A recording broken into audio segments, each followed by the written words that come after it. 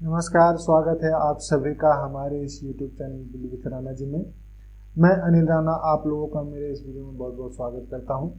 आज हम लोग इस वीडियो के माध्यम से क्लासिफिकेशंस ऑफ कंप्यूटर्स, जो कि कंप्यूटर साइंस के पीजीटी टीचर्स के लिए जो बीपीएससी की तैयारी कर रहे हैं उनका एक टॉपिक है। सेम क्लासिफिकेशन ऑफ कंप्यूटर्स के जो क्वेश्चंस हैं वो यूजीसी नेट में भी पूछे जाते हैं, तो उनके लिए भी ये जो वीडियो है वो हेल्पफुल होने वाली है। जो कंप्यूटर्स के जो जनरल कंपटीशन की जो तैयारी कर रहे हैं उनके लिए भी क्लासिफिकेशन ऑफ जो कंप्यूटर है उसके टॉपिक्स से क्वेश्चंस पूछे जा सकते हैं। तो आप सभी के लिए यह वीडियो बहुत ही हेल्पफुल होने वाली है, तो इस वीडियो को आप अंत तक बिना स्किप किए ज़रूर देखें। और इससे पहले भी मैंने जो हिस्ट्री और एवोल्यूशन ऑफ कंप्यूटर है उस पर एक वीडियो अपलोड कर दी है, जिसका डिस्क्रिप्शन में आपको लिंक मिल जाएगा और यहाँ ऊपर में आई बटन पर भी आपको लिंक मिल जाएगा, वहाँ जाकर आप वीडियो को देख सकते हैं। तो चलिए आज की वीडियो शुरू करते हैं और हम लोग जानते हैं कि ये जो क्लासिफिकेशन ऑफ कंप्यूटर है वो कैसे किया जाता है, तो किस तरह से जो हम लोग कंप्यूटर की क्लासिफिकेशन करते हैं। ठीक है, तो जो कंप्यूटर क्लासिफिकेशन है वो बेसिकली तीन कैटेगरी पे किया जाता है। ठीक है, जो हमारा क्लासिफिकेशन है वो तीन मानकों पे किया जाता है। तीन तरीके से हम लोग कर सकते हैं क्लासिफिकेशन। पहला तरीका तो जो है वो आपके साइज के ऊपर में डिपेंड करता है कि जो भी आपका कंप्यूटर का साइज है, तो पहला क्या है वो है साइज। ठीक है, तो बेसिस ऑन साइज, आपके बेसिस ऑफ मतलब साइज के बेस पर जो क्लासिफिकेशन हो रहे हैं कंप्यूटर्स को वो आपके आते हैं इसमें basis of classification on the basis of size. दूसरा क्लासिफिकेशन जो है हम लोग करते हैं वो करते हैं हम लोग जो क्लासिफिकेशन है वो आपके पर्पस, जो आप इस्तेमाल करते हैं, जो आपके उद्देश्य होंगे ना, उस उद्देश्य के ऊपर में जो क्लासिफिकेशन होता है उस वो दूसरा आता है। तो on the basis of purpose. ठीक है, on the basis of purpose, ये आपका दूसरा क्लासिफिकेशन हो जाता है। तीसरा क्लासिफिकेशन जो होता है वो तीसरा हम लोग करते हैं आपके एप्लीकेशन के ऊपर में, कि जो आपके उपयोग हो रहे हैं, अनुप्रयोग हो रहे हैं, उनके आधार पर अगर हम लोग कंप्यूटर्स की क्लासिफिकेशंस करते हैं तो वो आपका क्लासिफिकेशन आता है on the basis of application. On the basis of application, जो एप्लीकेशन हम लोग इस्तेमाल कर रहे हैं, जो उसका यूज़ कर रहे हैं, ठीक है, किस तरह से उसका हम लोग एप्लीकेशन ले रहे हैं, उसके अकॉर्डिंग जो अगर उसका क्लासिफिकेशन हो रहा है तो कंप्यूटर को इस कैटेगरी में रखा जाता है। तो तीन तरीके से आपके जो है वो क्लासिफिकेशन होते हैं। अब हम लोग देखते हैं अगला जो है वो कि आपके जो साइज के ऊपर on the basis of size है, वो साइज के ऊपर में जो क्लासिफिकेशन हो रहा है on the basis of classification, उसमें भी कौन कौन से on the basis of size. ठीक है, साइज के जो ऊपर में अगर हम क्लासिफिकेशन करते हैं तो कौन कौन से आते हैं, तो साइज के अंदर अगर हम क्लासिफिकेशन करते हैं तो पहला कंप्यूटर आ जाता है हमारा वो है माइक्रो कंप्यूटर। क्यों, कौन सा कंप्यूटर आता है? Micro computer. नाम सभी ने सुना होगा और जो नहीं सुने हैं उनको इस वीडियो से पता चल जाएगा माइक्रो कंप्यूटर क्या होता है। ठीक है, तो ये एक माइक्रो कंप्यूटर के बारे में। तो ये जो माइक्रो कंप्यूटर होता है वो बहुत ही स्मॉल साइज का आपका कंप्यूटर होता है, जिसमें बहुत ही कम लागत लगती है। इसमें जो आपका मेमोरी होता है वो भी मेमोरी भी आपका इसका कम होता है। ठीक है, मेमोरी क्या होता है? कम होता है। बाकी कंप्यूटर के जो भी अपेक्षा होती है उसका मेमोरी कम होगा और इसका जो स्पीड होगा वो स्पीड भी क्या होगा? कम होगा। ठीक है, बाकी के कंपेरेटिवली। ठीक, उसके बाद इसमें क्या है कि 1 पर्सन एट ए टाइम ये कोई काम करेगा, मतलब एक समय में कोई एक ही पर्सन इस पर काम कर सकता है। ठीक, उसके बाद जितने भी पर्सनल कंप्यूटर हैं वो सब माइक्रो कंप्यूटर्स के अंतर्गत ही आते हैं। जो आपके डेस्कटॉप हो गया, ठीक है, डेस्कटॉप, लैपटॉप, ठीक है, डेस्कटॉप हो गया, लैपटॉप हो गया, ये सारा का सारा जो है वो आपके माइक्रो कंप्यूटर के अंदर ही आते हैं। पाम टॉप हो गया, नोटबुक हो गया, टैबलेट हो गया, ये सारे आपके कौन क्या होते हैं, माइक्रो कंप्यूटर्स होते हैं। ठीक है, उसके बाद दूसरा जो क्लासिफिकेशन होता है वो होता है मिनी कंप्यूटर का। क्या होता है, मिनी कंप्यूटर। मिनी कंप्यूटर ये साइज के अकॉर्डिंग में हम लोग क्लासिफिकेशन कर रहे हैं, तो दूसरा जो है हम लोग का साइज में कौन सा क्लासिफिकेशन हुआ, मिनी कंप्यूटर। एक तो हो गया माइक्रो कंप्यूटर, दूसरा हो गया मिनी कंप्यूटर। तो मिनी कंप्यूटर ये क्या होते हैं, माइक्रो कंप्यूटर से थोड़े से बड़े होते हैं, तो ये मीडियम साइज के कंप्यूटर्स हैं। ठीक है, ये क्या है, मीडियम साइज के कंप्यूटर है। ठीक है, इसके बाद ये जो होता है, ये जो मिनी कंप्यूटर्स होते हैं, ये माइक्रो कंप्यूटर के कंपैरेटिवली थोड़े से फास्ट होते हैं और पावरफुल भी होते हैं। माइक्रो कंप्यूटर का कंपैरेटिवली क्या होगा, फास्ट होगा, पावरफुल होगा, और इसका थोड़ा सा कॉस्ट भी अधिक होगा। पावरफुल भी होगा और थोड़ा सा कॉस्टली होगा माइक्रो कंप्यूटर से। ठीक है, कॉस्टली होगा। ओके, तो इसको जो है वो मिड रेंज का भी कंप्यूटर कहते हैं। मिनी कंप्यूटर को ही क्या बोलते हैं, मिनी कंप्यूटर को ही बोलते हैं mid range computer. Mid range computer. ठीक है, किनको बोलते हैं, मिनी कंप्यूटर को ही, क्योंकि ये मीडियम साइज में आते हैं, फास्ट भी होते हैं, पावरफुल होते हैं, कॉस्टली भी है थोड़ा सा, लेकिन इसका जो कैलकुलेशन है वो माइक्रो कंप्यूटर से बहुत फास्ट मतलब अधिक फास्ट होता है। ठीक, इसका जो हम लोग इस्तेमाल करते हैं वो इस्तेमाल करते हैं हम लोग किसी के भी जो कंपनीज में आपको सैलरी वगैरह दिया जाता है, तो जो पेमेंट स्लिप का ब्यौरा रखा जाता है, उसमें जो एम्प्लॉयज़ की रिकॉर्डिंग्स रखी जाती है, वो सारा का सारा जो है वो मिनी कंप्यूटर्स पे ही किया जाता है। किसी भी कंपनी का जो प्रोडक्शन है उसमें उसका रिपोर्टिंग तैयार करना है कि क्या उसका सेल हुआ, क्या उसका जो प्रॉफिट है, लॉस है, ये सारा का सारा जो रिपोर्ट्स तैयार होता है, वो सारा रिपोर्ट्स आपका कहाँ तैयार होता है, आपका रिपोर्ट मिनी कंप्यूटर्स पे तैयार होता है। ठीक है, तो इसका मिनी कंप्यूटर। और मिनी कंप्यूटर का एग्जाम्पल कौन कौन सा होता है, तो मिनी कंप्यूटर का एग्जाम्पल है PDP-8।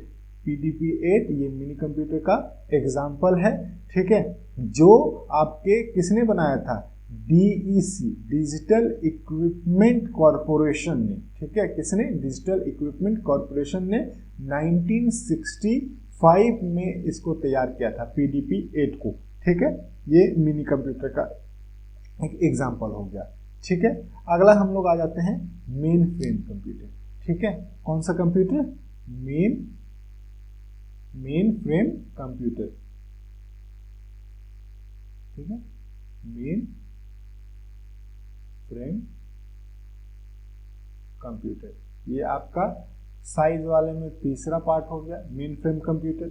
मेन फ्रेम कंप्यूटर्स क्या होते हैं, ये आपके बड़े आकार के कंप्यूटर होते हैं, और इनमें जो स्टोरेज क्षमता होती है, स्टोरेज क्षमता, किसी भी डाटा को संग्रहण करने की जो क्षमता होती है वो क्या होती है, क्षमता अधिक होती है। ठीक है, क्षमता क्या होती है, अधिक होती है। माइक्रो कंप्यूटर और मिनी कंप्यूटर दोनों से अधिक होती है, और इसका जो काम करने का स्पीड है वो स्पीड भी क्या होता है, स्पीड भी अधिक होता है। ठीक है, स्पीड भी अधिक होता है। ये बहुत बड़े मात्रा में जो डाटा को स्टोर कर सकता है और उन पर प्रोसेस कर सकता है। ठीक है, तो स्टोरेज क्षमता इसकी अधिक, इसलिए इसमें स्टोरेज किया जा सकता है, बहुत बड़ा डाटा को स्टोर किया जा सकता है, और उनके ऊपर प्रोसेस भी लगाया जाता है। ठीक है, इसके एग्जाम्पल कौन कौन से हैं, तो एग्जाम्पल आपके आ जाते हैं IBM का 4300, ये आपका जो कंप्यूटर है वो मेन फ्रेम कंप्यूटर है। उसके बाद IBM का ही 4381, ये भी जो कंप्यूटर है वो भी आपका मेन फ्रेम कंप्यूटर है। उसके बाद VAX 8842, CDC cyber series, CL39 series, ये सारे आपके मेन फ्रेम कंप्यूटर्स में आते हैं। ठीक है, तो और इनका इस्तेमाल कहाँ होता है, इनका इस्तेमाल आपका रेलवे का जो ट्रैफिक है, रेलवे जो टिकटिंग वगैरह हो रहा है, ट्रेन को मैनेज किया जा रहा है, उसमें हो जाता है।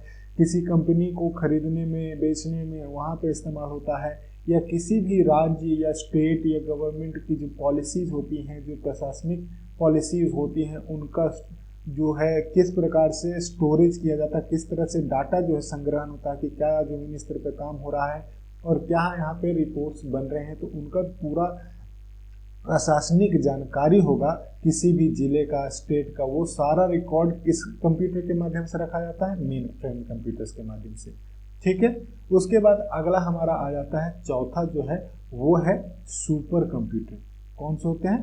Super computer. तो ये जो कंप्यूटर्स होते हैं वो बहुत ही पावरफुल कंप्यूटर्स में आते हैं। ठीक है, इससे ज़्यादा पावरफुल कोई कंप्यूटर नहीं होता है। तो सुपर कंप्यूटर क्या है? सभी कंप्यूटर्स से बहुत ही अधिक क्षमता वाला, जो कि डाटा को भी बहुत ज़्यादा स्टोर कर सकता है, सबसे ज़्यादा तेज भी होते हैं और ये सबसे कॉस्टली भी होते हैं। तो मतलब फास्ट भी है। ठीक है, फास्ट है आपका, स्टोरेज भी इसका अधिक है, ठीक है, और कॉस्टली भी है, ठीक है। मोर स्टोरेज है, फास्ट भी है और कॉस्टली भी है।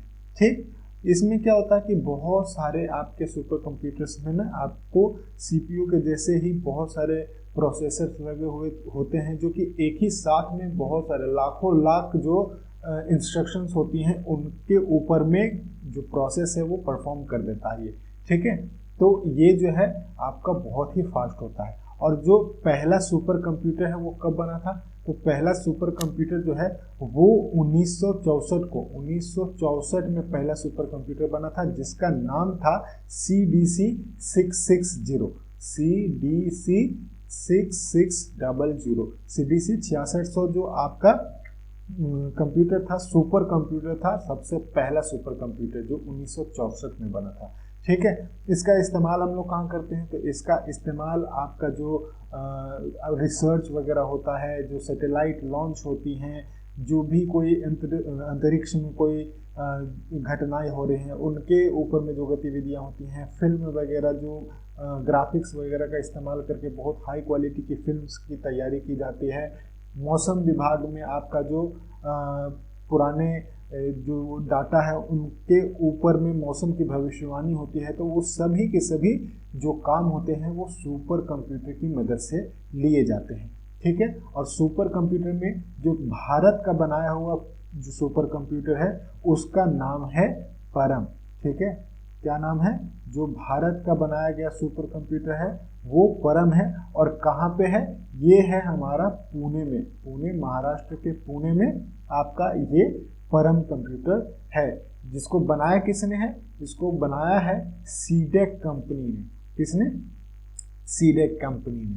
ठीक है, centre for development of advance computing, ये कंपनी ने आपका जो है वो परम कंप्यूटर बनाया है। ठीक है, और ये बहुत ही एडवांस मशीन है जिसमें बहुत सारे जो है वो ऑपरेशंस को परफॉर्म किया जाता है। इसके अलावा इस परम जो पहला बन गया, उसके अलावा इसके और भी जो है वेरिएंट्स आ गए हैं, जिसमें कि परम 10,000, परम अनंत, परम पद्मा, और ये सारे कंप्यूटर्स, सुपर कंप्यूटर्स इंडिया में ही, पूर्णतः इंडिया में ही बनाए गए हैं। ठीक है, पूरे तरह से इंडिया में डिज़ाइन हुए हैं, जो कि हमारे मौसम की जानकारी के लिए, आकाशवाणी मॉडल डिज़ाइनिंग, आपके किसी भी मेडिकल फील्ड के जो रिसर्च हो रहे हैं उन सभी में इसका इस्तेमाल किया जाता है। ठीक है, तो ये है हमारा आपका जो कंप्यूटर है साइज के अकॉर्डिंग क्लासिफिकेशन, जिसमें पहला जो है वो माइक्रो कंप्यूटर है, जो सबसे छोटे साइज के कंप्यूटर होते हैं। उसके बाद मिनी कंप्यूटर होते हैं, जो कि थोड़े से मिड साइज के आपके कंप्यूटर होते हैं। और जो मेन फ्रेम कंप्यूटर होते हैं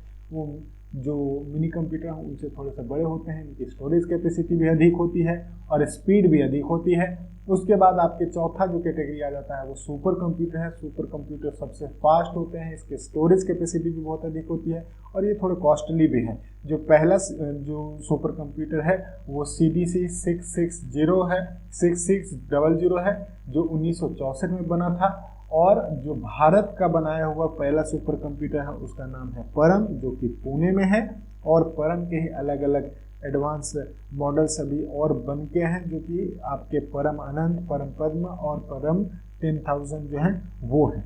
ठीक है, तो ये आपका हमारा हो गया classification on the basis of size. अब हम जो क्लासिफिकेशन कर रहे हैं वो क्लासिफिकेशन हम लोग जो वर्क है, ठीक है, उसके ऊपर में आप कर रहे हैं, ठीक है। तो ऑन द बेसिस ऑफ क्या कर रहे हैं हम लोग, ये application, on the basis of application. तो on the basis of application में अगर हम लोग बांटे तो पहला जो है हमारा, ठीक है, जो पहला कंप्यूटर आ जाता है वो आता है एनालॉग, ठीक है, एनालॉग कंप्यूटर, ठीक है। उसके बाद जो दूसरा हो जाता है वो है, ये पहला हो गया, दूसरा है डिजिटल, ठीक है, डिजिटल कंप्यूटर, और तीसरे हमारे जो है वो होता है हाइब्रिड, ठीक है, हाइब्रिड कंप्यूटर, ठीक है। तो ये तीन जो है वो हम लोग on the basis of application तीन तरीके से बांटते हैं। तो जो एनालॉग कंप्यूटर होता है उसमें क्या होता है कि एनालॉग सिग्नल होते हैं, क्या होते हैं, एनालॉग सिग्नल होते हैं, ठीक है। सॉरी, इस तरह से आपका ग्राफ होगा और इस तरह के आपके सिग्नल्स जो है वो जाएंगे, ठीक है। तो ये सिग्नल आपका जाता है यहाँ से, ठीक, ये तो ये आपका एनालॉग सिग्नल होता है जो कि आपका डाटा जो है वो फिजिकल रूप में लेता है, ठीक है, अंक में नहीं लेता है। एनालॉग में क्या होता है, फिजिकल रूप में आपका डाटा लिया जाता है, ठीक है।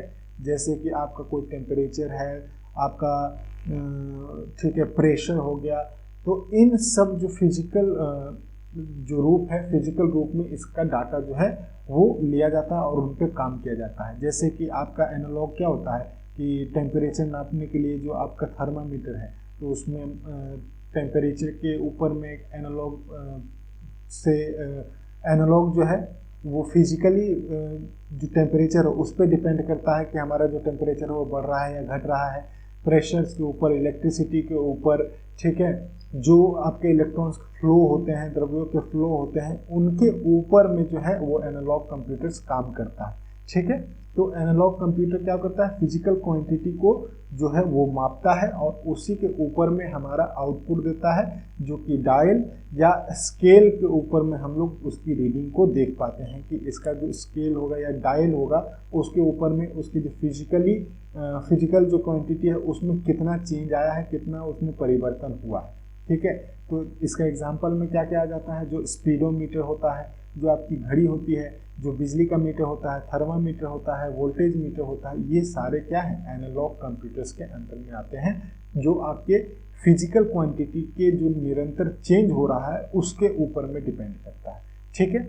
अगला चीज है वो, अगला जो है वो डिजिटल है, डिजिटल कंप्यूटर। तो डिजिटल कंप्यूटर्स क्या होता है कि डिजिटल कंप्यूटर्स आपका डिजिटल सिग्नल से लेता है। डिजिटल सिग्नल कैसा होता है, आपके डिजिटल सिग्नल जो है वो यहाँ पे इस तरह से डिजिटल सिग्नल होगा। सॉरी, मुझे थोड़ा सा ड्राइंग जो है वो थोड़ा ख़राब है और मुझे यहाँ लिखने की भी प्रैक्टिस कम है, तो इस तरह से आपका सिग्नल होता है, ठीक है। ये डिजिटल सिग्नल होता है, समझे। तो डिजिटल सिग्नल को ये स्वीकार करता है और उस पर ऑपरेशंस करता है डिजिटल जो कंप्यूटर होते हैं। तो इसमें जो रो डाटा है वो आपके अंकों में मिलेगा। जैसे आपका एनालॉग में क्या था, फिजिकल क्वांटिटी में ले रहा था, लेकिन इसमें क्या होगा, आपके अंक में ही आपके इनपुट को लिया जाएगा। जैसे कि इसमें 0 और 1, ठीक है, क्या इनपुट लेगा, 0 1 के फॉर्मेट में आपका इनपुट लेगा और उसके ऊपर में जो इसके मेमोरी में प्रोग्राम्स फीडेड होंगे, जो भी मेमोरी में इसके प्रोग्राम दिया हुआ रहेगा, उसी प्रोग्राम के अनुसार ये इस जो भी इनपुट होगा उस पर क्या करेगा, प्रोसेस लगाएगा और प्रोसेस लगा के हमको आउटपुट दे देगा, ठीक है। उसके बाद इसमें जो डाटा होता है वो आपके बाइनरी डिजिट के रूप में होना चाहिए, जैसे 0 1 मैंने बताया, तो इसी बाइनरी डिजिट में होना चाहिए। डिजिटल कंप्यूटर जो है वो इसके जो सिग्नल होते हैं वो डिसकंटिन्यूड सिग्नल होते हैं। इसमें क्या होता है, एनालॉग वाले में क्या होता है कि कंटिन्यू सिग्नल जा रहा है, ठीक है, यहाँ से जो है ये वो सिग्नल ब्रेक नहीं कर रहा। लेकिन इसमें क्या होता है कि सिग्नल एक बार गया, चला, ब्रेक हो गया, फिर चला, फिर ब्रेक हो गया, तो ब्रेक होके इसमें सिग्नल्स मिलते हैं, इसलिए इसको डिसकंटिन्यूड सिग्नल कहा जाता है, ठीक है। जो आपके हमारे अभी लैपटॉप और डेस्कटॉप है वो सारे के सारे वो कौन से कंप्यूटर हैं, डिजिटल कंप्यूटर हैं, ठीक है।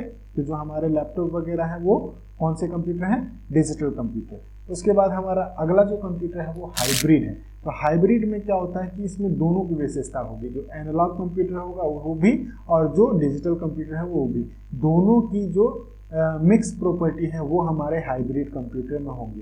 ठीक है, तो ये दोनों से बेहतर भी होता है क्योंकि दोनों का उपयोग हम लोग कर सकते हैं। और ये जो है वो विशेषकर मतलब एप्लीकेशन जो है वो आपका एनालॉग सिग्नल और डिजिटल सिग्नल दोनों पे ही एप्लीकेशन इसका प्रोसेस कर जाता है। ठीक है, इसमें डिसकंटिन्यूड भी आपके सिग्नल होंगे और जो डिस्क्रीट है वो भी, दोनों का डाटा को ये प्रोसेस कर लेता है हाइब्रिड कंप्यूटर। ठीक है, तो ये आपके क्लासिफिकेशन हो गए एनालॉग वाले। ठीक, अगला हमारा जो क्लासिफिकेशन है वो होता है on the purpose, general purpose और special purpose. On the purpose, तो जो थर्ड क्लासिफिकेशन हो रहा है वो थर्ड क्लासिफिकेशन कौन सा है?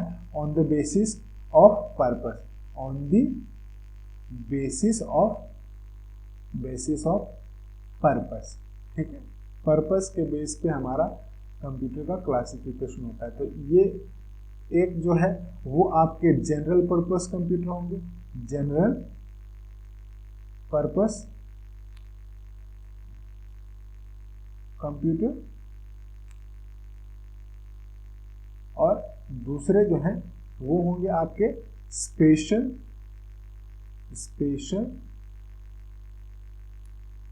Purpose computer. ठीक है, ये आपका जनरल पर्पस कंप्यूटर और ये स्पेशल पर्पस कंप्यूटर। ठीक है, तो दोनों में अब देखिए क्या फर्क है, क्या होता है। तो जो जनरल पर्पस के कंप्यूटर होते हैं उसमें क्या होता है कि यूजर द्वारा जो भी इंफॉर्मेशन दिया जाएगा उस पे जो जनरल ऑपरेशंस है उनको लगाएगा, जैसे सेव करना हो गया या कोई डाटा तैयार करना हो गया, एक्सेल शीट जैसे आपको तैयार करना है। तो ये सारा जो जनरल इस्तेमाल होगा, जनरल यूज़ होता है, जो एक नॉर्मल यूज़र अपनी कंप्यूटर्स के ऑपरेशन में लगाता है, वो सारे के सारे आपके कंप्यूटर जनरल पर्पस कंप्यूटर की कैटेगरी में आ जाएंगे। ठीक है, जैसे डाटा सेव करना, डॉक्यूमेंट सेव करना, डाटाबेस तैयार करना, ये सारे आपके किस में आएंगे? जनरल पर्पस में। और इनके जो है वो माइक्रो प्रोसेसर की क्षमता, इसमें क्या लगा हुआ रहता है? Micro processor. तो जो माइक्रो प्रोसेसर की क्षमता है, जो पावर है, वो लिमिटेड होती है, वो थोड़ी सी सीमित होगी। ठीक है, और इसमें क्या होता है? इंटरनल सर्किट लगे होते हैं माइक्रो प्रोसेसर में। इनके जो माइक्रो प्रोसेसर होते हैं वो उनकी कीमत भी कम होती है, और इंटरनल इसमें क्या लगे होते हैं? सर्किट लगे होते हैं जिनसे ये काम करता है। ठीक है, वहीं पे अगर आप स्पेशल पर्पस कंप्यूटर देखोगे तो स्पेशल पर्पस कंप्यूटर, देखो नाम से ही स्पेशल है, तो मतलब कि ये किसी स्पेशल काम के लिए कंप्यूटर को तैयार किया गया है। जैसे कि आपका बहुत सारा स्पेशल पर्पस हो सकता है, जनगणना हो सकता है, मौसमी विज्ञान हो सकता है, अगर हम लोग युद्ध के समय में है तो उस समय मिसाइल लॉन्चिंग हो सकती है, जो आपके सैटेलाइट लॉन्च होते हैं उनमें हो सकता है, कोई मैथमेटिकल, फिजिक्स, केमिस्ट्री, इन सब के रिसर्च हो सकते हैं, किसी मेडिकल फील्ड में रिसर्च हो सकता है, खेती के ऊपर में आपके रिसर्च या आपके जो है अनुसंधान है उनके ऊपर हो गया, कोई इंजीनियरिंग फील्ड हो गया, अंतरिक्ष विज्ञान हो गया, इंटरनेट हो गया, मोबाइल सेवा हो गया, ये सभी के सभी स्पेशल पर्पस है। तो इन पर्पस के अगर अकॉर्डिंग कोई कंप्यूटर बनाया जाता है तो वो आपके वो जो कंप्यूटर्स हैं वो स्पेशल पर्पस कंप्यूटर्स के अंदर में आते हैं। ठीक है, तो ये आपका जो है बेसिस पूरा कंप्लीट हो गया। तो पूरा बेसिस आपका था। ठीक है, जो on the basis of size, on the basis of size, on the basis of purpose और on the basis of application. तो साइज में हम लोगों का 4 कंप्यूटर बटा, माइक्रो कंप्यूटर, मिनी कंप्यूटर, उसके बाद हमारा मेन फ्रेम कंप्यूटर है, सुपर कंप्यूटर है, उसके बाद हमारे पास जो है on the purpose of application. ठीक है, एप्लीकेशन के पर्पस पे 3 हमारा जो है, ठीक है, बटा analog application, on the basis of application, वो एनालॉग, डिजिटल और हाइब्रिड 3 कैटेगरी में बांट दिया गया। उसके बाद on the basis of purpose हमारा जनरल पर्पस और स्पेशल पर्पस कंप्यूटर। तो ये जो है वो 3 हमारे बढ़ गए। तो इस तरह से आप देख सकते हैं क्लासिफिकेशन ऑफ कंप्यूटर।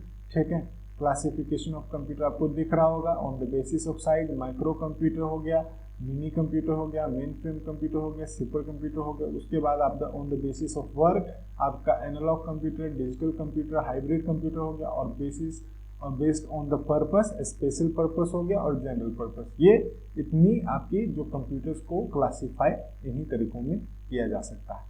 ठीक है, तो आपको यह वीडियो कैसी लगी? और इसमें जितना भी क्लासिफिकेशन था वो मैंने कवर कर लिया है, और हम लोग इस पे क्वेश्चंस भी तैयार कर रहे हैं, और क्वेश्चंस भी हम लोग मल्टीपल चॉइस क्वेश्चंस भी जो है वो प्रिपेयर करेंगे। तो अगर आपको यह वीडियो अच्छी लगी है तो हमारे इस वीडियो को लाइक कीजिएगा।